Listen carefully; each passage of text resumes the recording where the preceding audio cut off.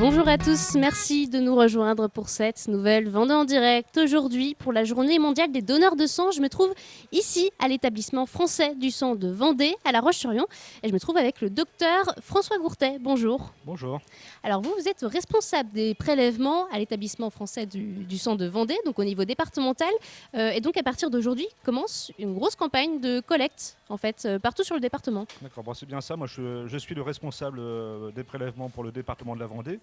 Aujourd'hui, c'est un événement national, voire mondial. C'est la journée mondiale des donneurs de sang qui est mondiale, comme son nom l'indique Donc d'ailleurs. ouais, un peu partout Elle a été dans le monde. instaurée par l'OMS en 2004.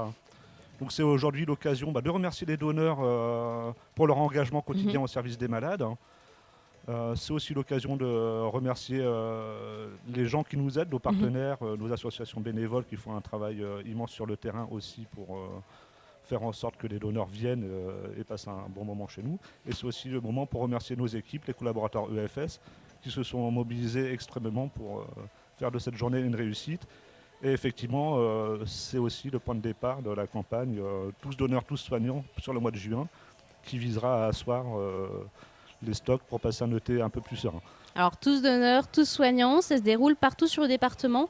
Où est-ce qu'on va pouvoir retrouver ces collectes globalement, dans quelle ville? D'accord. Donc aujourd'hui et demain, nous organisons une collecte dite événementielle à Chaland, une grosse collecte pour laquelle on attend 250 donneurs aujourd'hui et de même demain 250 donneurs, ce qui ferait donc Ce qui est pas mal. 500 donneurs, ce qui est plutôt pas mal. Et moi j'y crois. Je sais qu'ils seront en rendez-vous, connaissant nos partenaires sur le terrain. Alors les donneurs de sang, on en a tout autour de nous, Oui. justement. Comment ça se passe en fait quand on donne son sang, parce qu'il y a beaucoup d'appréhension entre la peur de l'aiguille, à quoi ça va servir. Donc concrètement, le circuit, quand on donne son sang, ça se passe comment? D'accord. Bon, quand on donne son sang, c'est très simple en fait. On se présente à l'accueil d'une maison du don ou d'un site de collecte mobile. On se fait enregistrer. On passe un entretien prénom qui valide ou non l'aptitude à donner. On se fait prélever et on a droit ensuite à une collation pour une durée d'une vingtaine de minutes pour récupérer et puis aussi passer un bon moment convivial. La nouveauté depuis 2 ans, c'est que les collectes maintenant se font sur rendez-vous. Donc ça, c'est la transformation comme de l'établissement qui a été accélérée aussi avec le Covid, mais c'était une volonté d'avant. Donc on peut plus passer ici, dire voilà, moi je donne mon sang, est-ce que vous me prenez? C'est pas tout à fait exact. On s'arrangera pour essayer de prendre le maximum de donneurs qui se prennent sur nos collectes.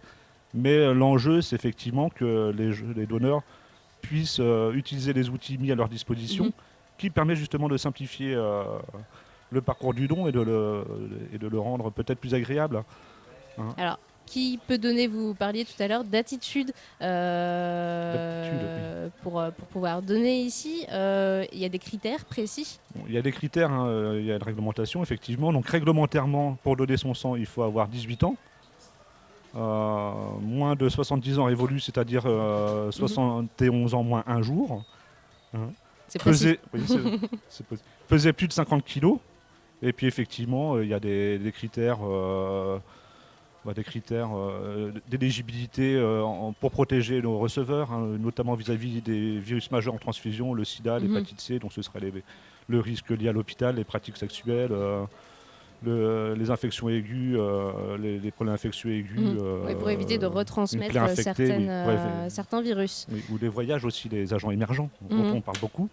Et puis effectivement, la protection du donneur, qui n'est pas une maladie, qui puisse remettre en cause sa sécurité aussi. Alors, ça fait quand même un large panel de personnes qui peut donner. Oui. Mais ce sang, est-ce que tout le monde peut en avoir besoin? Parce que c'est vrai qu'on se dit, ce sera pour les autres, mais finalement, il sert à quoi le sang ensuite collecté?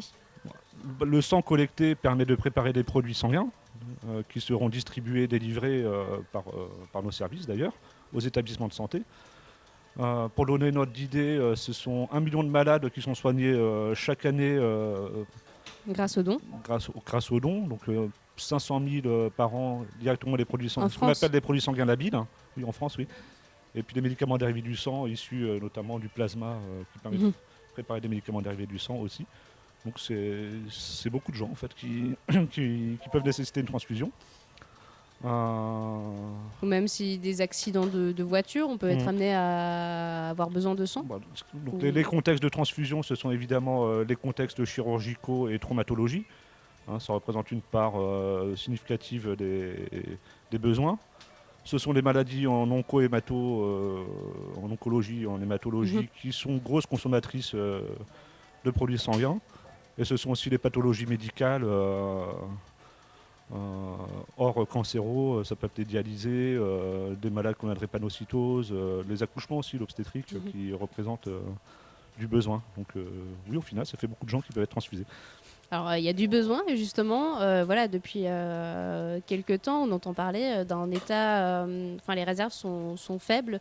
Est-ce que c'est vrai? Et puis, vraiment, dans quel état sont les réserves aujourd'hui? Est-ce qu'on a vraiment besoin de plus de donneurs? On a besoin de donneurs et on a besoin de matières pour préparer nos produits sanguins. C'est vrai que depuis. Le Covid a introduit de la complexité et on assiste à une sorte d'effet de traîne du Covid qui a effectivement impacté sur les modes de vie des donneurs aussi. D'ailleurs, ils sont peut-être moins disponibles parce qu'ils sont en télétravail. C'était un impact sur les lieux de collecte, les enseignements qui étaient fermés, les entreprises qui étaient une part finalement pas si négligeable d'approvisionnement. C'était des impacts aussi en termes de santé. Les gens qui avaient le Covid ou qui étaient contact, qui s'ajournaient, qui s'auto-ajournaient parce que ça commence à se tarir un petit peu, mais ça reprend petit à petit, mais ça a été difficile. Ça a été beaucoup de gens qui ne pouvaient plus donner, notamment en ce début d'année. C'était aussi des impacts effectivement sur nos... Là, on est peut-être dans le structurel, je ne sais pas, sur les ressources aussi de l'établissement en personnel. Finalement, on se rend compte mais comme le système de soins, il y a une désaffection au manque de médecins, au manque d'infirmières. Donc on est sur une période assez complexe. Donc il ne faut pas hésiter à venir en fait. On a toujours besoin des donneurs, surtout avec l'été qui approche. Ça va être une grosse... il y aura des touristes, plus de monde, donc on aura besoin de sang aussi peut-être. Là, vous raisonnez en termes locaux. Donc en Vendée, oui, c'est sûr. En Vendée. Bon, traditionnellement, les sessions sont comme un peu baissières l'été, mais moins qu'à une certaine époque. Et ce qu'il faut, c'est effectivement maintenir une offre avec du personnel aussi. Parce qu'on en souffre aussi finalement. Moins de personnel, c'est aussi moins de possibilités de déployer de l'offre aussi. Donc effectivement, l'offre qui reste, ce serait bien qu'elle soit remplie. Alors juste pour terminer, justement, on va finir sur ces mots. Si des téléspectateurs veulent venir donner leur sang, où est-ce qu'on peut s'inscrire? Où est-ce qu'on peut venir? On a un site internet justement qui est plutôt bien fait, avec justement une carte de géolocalisation. Donc moi, je les encourage à utiliser des outils mis à disposition, Internet, notre site, le nouveau site qui vient de sortir d'ailleurs. Facilement, c'est l'EFS Vendée. Oui, on sent. Et puis il y a aussi l'application mobile qui est pas mal aussi, qu'on aimerait bien avoir encore plus se déployer. Ne pas oublier que sur ces applications, il y a des informations sur où donner. Il y a aussi, de l'information aussi sur les contre-indications médicales au don du sang. C'est pas mal aussi de s'informer avant. Il y a aussi un questionnaire, un auto-questionnaire qui permet de savoir s'il y a de bonnes chances ou qu'on soit... Donc, bien lire les instructions avant. C'est bien, ça permet justement de se déplacer. De bien se préparer. Merci, docteur François Gourtet, en tout cas pour ces explications. Puis bonne collecte, du coup, bon courage. Merci. Moi, je vous remercie de nous avoir suivis. On se retrouve très très vite pour une nouvelle Vendée en direct.